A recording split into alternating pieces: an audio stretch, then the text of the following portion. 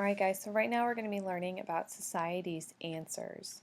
So according to the church, we know that God is the key to happiness, but we're also receiving some mixed messages in our lives along the way, and these are what we refer to as society's answers, or what we've been told will make us happy.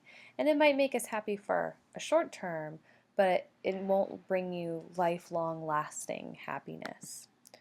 So remember, part of our human nature is that we're searching for happiness. We're on this search to find meaning in life, to try to fill these holes that we might experience in our lives. Now we know that God is what can lead us to true lifelong happiness, but there are some obstacles in our paths. So these society answers are the other things that people, our friends, advertisers, and society tell us will make us truly happy. So the first one might be popularity. And I think that once we start talking more about these, your worldview will become a little bit altered by what you see, and you'll become a little bit more aware of these. So the first one is popularity. And popularity is belief that being popular is the key to happiness. Now, having a lot of friends and being popular is not necessarily bad, but it's when you sacrifice your own morals and what you think is right in order to gain these friends that we start heading into unstable territory.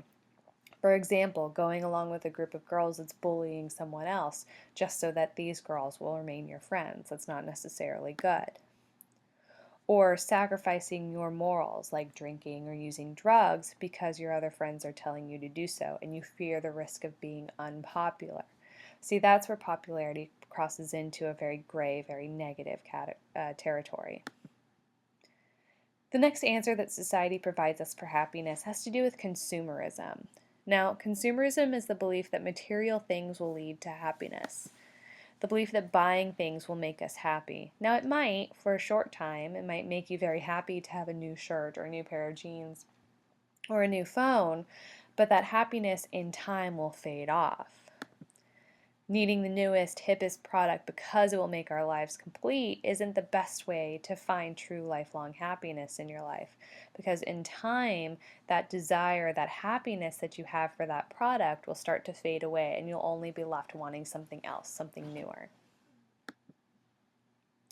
Another answer that society provides us is individualism.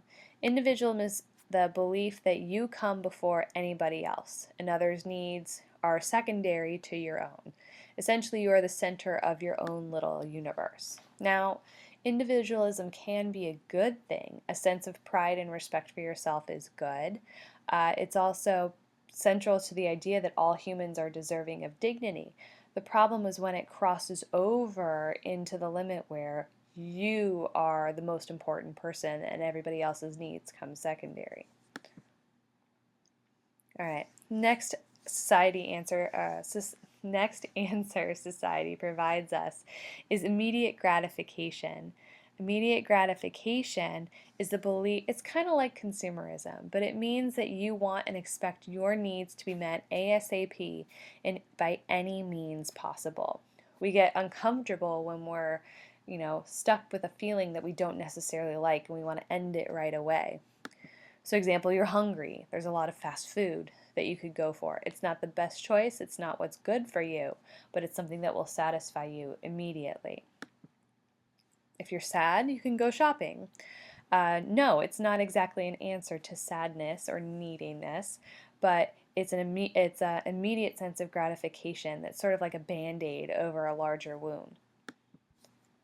If you're feeling depressed or you're unhappy, there's pills that you can take. The problem with this is that our inability to be patient or work towards our goals has some serious consequences. We get used to quick fixes, things that will make us feel good regardless of their long-term effects very immediately. The next answer society provides us is sexual permissiveness. This is the belief that loneliness and longing will go away if we find sexual satisfaction.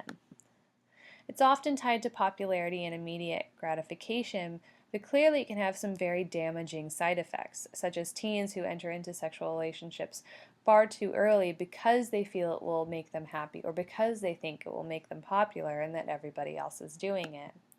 This is often seen in the popularity of sexting, and we can also see it in some of the teenage pregnancy rates that are increasing right now. Lastly, we have technological fixes. This is the belief that using technology can help make us happy. It's very similar to immediate gratification. It's the belief that technology or science or medicine will make our lives easier with very little effort. For example, if you want to lose weight, it's much easier for you to get a lap band surgery. It's more dangerous though, but it's much more easier for you to get lap band surgery than to actually modify your diet or to work out or to put in a fair amount of effort into reaching your goal. The same thing can be said for plastic surgery. So changing the features that you have because you think that it will make you a happier or a better person. Now, society seems to have a lot of answers, but fear not, because now that you're aware of them, you're going to start seeing these ads and these promotions for these, packaged answers to make you happy. But now that you know about them, you're going to be more critical. It's important that you can now look critically at the world around you and make your own decisions as to what you think will make you truly happy.